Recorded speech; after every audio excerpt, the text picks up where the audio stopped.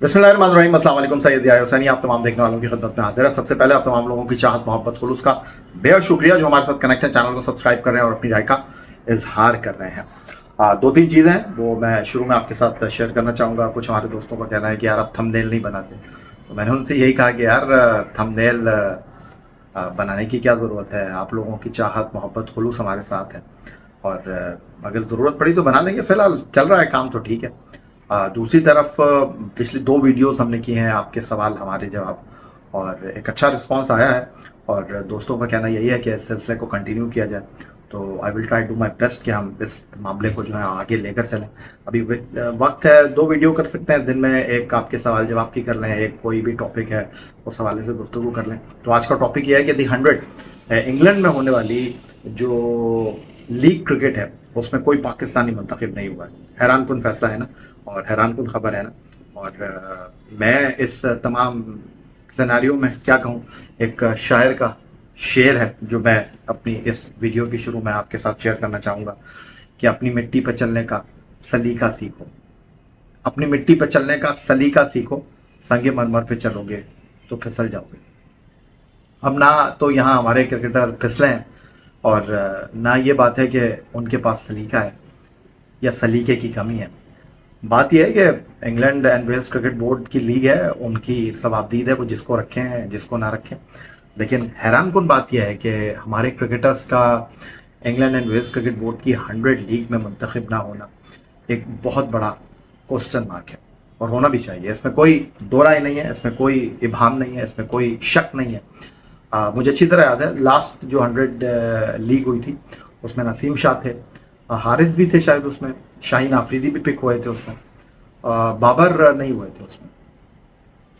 तो अब ऐसा क्या हो गया कि हमारा कोई प्लेयर उन्होंने लिया ही नहीं, और ख़वातीन मिला के कुछ 50 प्लेयर ड्राफ्ट में हमारे थे और किसी को उन्होंने पिक करने की जहमत गवारा नहीं की।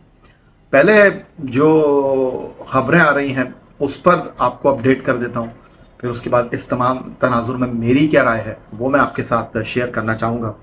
जो 100 लीग में पाकिस्तान के किसी खिलाड़ी को ना शामिल करने की बात है, जिस तरह मैंने आपको बताया 50 खिलाड़ी हैं, 45 क्रिकेटर्स मेंस हैं, 5 खवातीन खिलाड़ी थी जिनमें आलिया रियाज थी, फातिमा सना थी, युसरा आमिर थी, इरम जावेद और जवीरिया रऊफ। किसी को किसी फ्रेंचाइज ने लेने की जहमत गवारा नहीं की। और एक चीज़ जो यहाँ पर है वो नसीम शाह जो थे उनकी रिजर्व प्राइस 63,000 पाउंड थी। मोहम्मद अब्बास, हैदर अली और अमाद भट्ट समेत कई दीगर खिलाड़ी इस लीग में बग़ैर किसी मखसूस कीमत के रजिस्टर्ड हुए थे। और नसीम शाह की, सॉरी मैंने आपको किसकी रिजर्व प्राइस बताई, शादाब खान, हसन अली और मोहम्मद हसनैन की रिजर्व प्राइस 63,000 पाउंड थी, जबकि सबसे ज़्यादा कीमत जो थी वो नसीम शाह की थी। उनकी रिजर्व प्राइस 1,20,000 पाउंड मुकर्रर की गई थी।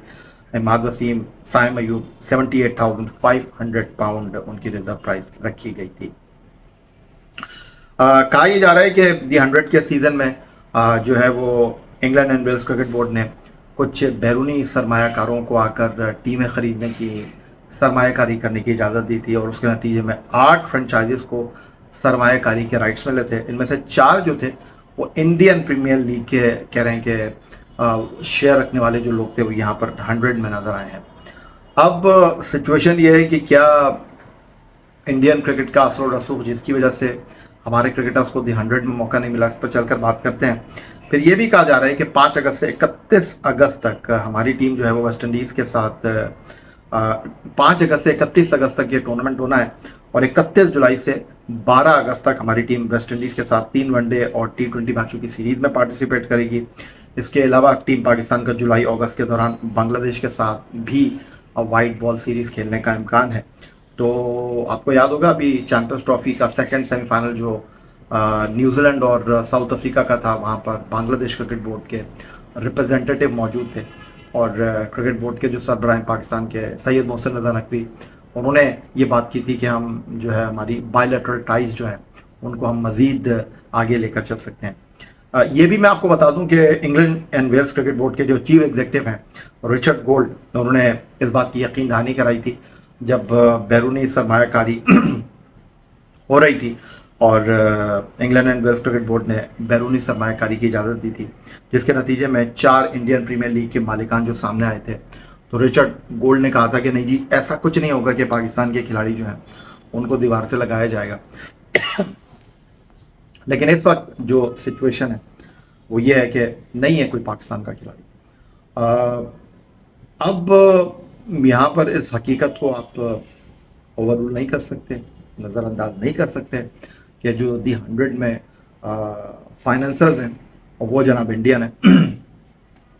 लेकिन अगर उसके अलावा आप देखें, अभी हाल ही में बर्मिंघम ट्रेंट ब्रिज में जो साबिक क्रिकेटर्स की, रिटायर्ड क्रिकेटर्स की एक लीग हुई थी, उसमें इंडिया पाकिस्तान का ही मैच था। 2 मैच हुए थे, फाइनल में पाकिस्तान हारा था, लीग मैच में पाकिस्तान ने इंडिया को हराया था, तो सोल्ड आउट था।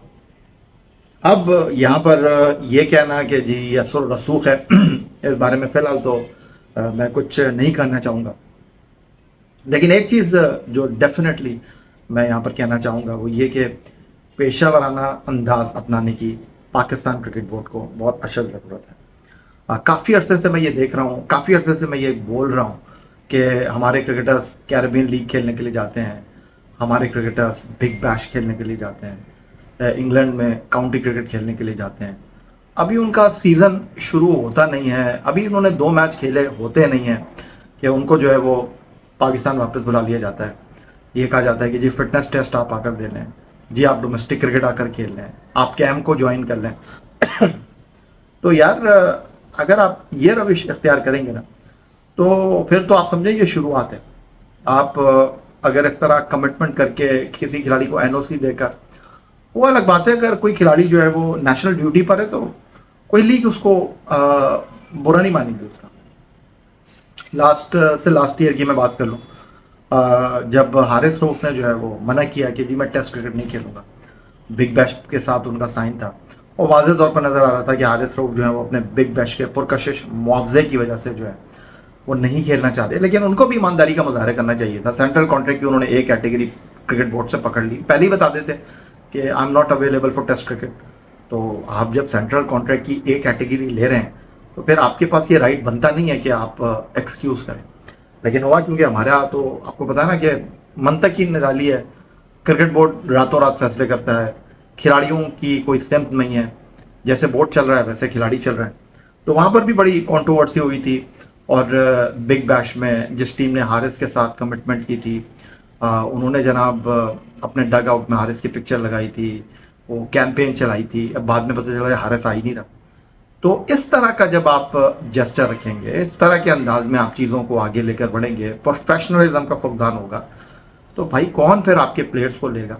और फिर जो हालिया अरसे में हमारी टीम की कारकर्दगी रही है, हमारी टीम की परफॉर्मेंस का ग्राफ है, चले उसको एक साइड पर रख देता हूँ कि फॉर्म टेम्प्रेरी, क्लास परमानेंट, नाम तो खिलाड़ी का बिकता है ना, लेकिन प्रोफेशनलिज्म बेहतर करना पड़ेगा और चीज़ों को अच्छे तरीके से लेकर चलना पड़ेगा। क्रिकेट बोर्ड की सतह पर भी खिलाड़ियों को भी अपने खेल में जो है वो दम पैदा करना होगा। उनको लीग क्रिकेट का जब सिलेक्शन करते हैं तो इस चीज़ को मद्देनज़र रखना होगा कि यार हम यहाँ पर कितनी जो है वो एफर्ट दिखा सकते हैं, मुकम्मल फिट हैं या नहीं है। ये नहीं है कि यार आपने इसकी लीग भी पकड़ ली, उसकी लीग भी पकड़ ली, आगे आने वाली लीग से आपकी बात भी चल रही है, तो यार ऐसे नहीं चलेगा मेरा ख्याल है। तो ये एक हाई ओपनर है और मैं इस बहस में तो पढ़ ही नहीं रहा कि जी इंडियन जो फ्रेंचाइजेस के लोग हैं उन्होंने 100 में जो है सरमायाकारी की है, तो उन्होंने जनाब हमारे खिलाड़ियों को वहाँ पर रोका है। हाँ, मैं ये ज़रूर कहना चाहूँगा कि हमारे खिलाड़ियों को अपने आप को इतना मजबूत करना चाहिए, अपने आप को इतना बेहतर करना चाहिए परफॉर्मेंस वाइज कि यार आपके बगैर टीम ना बने, आपके बगैर फ्रेंचाइज जो है वो कोई कॉम्प्रोमाइज़ ना करे। नहीं जी, मुझे तो मोहम्मद आमिर चाहिए, मुझे तो नसीम चाहिए, मुझे तो शाहीन आफरीदी चाहिए। अब साइम की जहाँ तक बात है तो साइम अनफिट हुए और पाकिस्तान क्रिकेट टीम को बड़ा झटका लगा। चैंपियंस ट्रॉफी में वो नहीं थे। चलें ठीक है, उनका रिहैब हो रहा है इंग्लैंड में और कौन सी टीम है जो उनको नहीं लेना ही चाहिए। अभी पीएसएल में वो आपको एक्शन में दिखाई देंगे क्योंकि उन्होंने हल्की फुल्की प्रैक्टिस भी शुरू कर दी है, बैट के साथ उन्होंने अपनी मशक़ें भी शुरू कर दी हैं। होपफुली वो पेशावर ज़ल्मी को रिप्रेजेंट करेंगे पाकिस्तान सुपर लीग सीज़न 10 2025 में। बट ये वो चीज़ें भी हैं जिसको जो फ्रेंचाइजेज़ हैं, गैर मुल्की फ्रेंचाइजेज़ जो हैं वो भी देखेंगी। उनका एक मैकेनिज़्म होता है, उनका एक तरीक़ाकार होता है, वो इन सारी चीज़ों को देखकर चलेंगे। तो अच्छी खबर नहीं है और अफसोसनाक स्टोरी है कि दी 100 में पाकिस्तान का कोई प्लेयर नहीं होगा।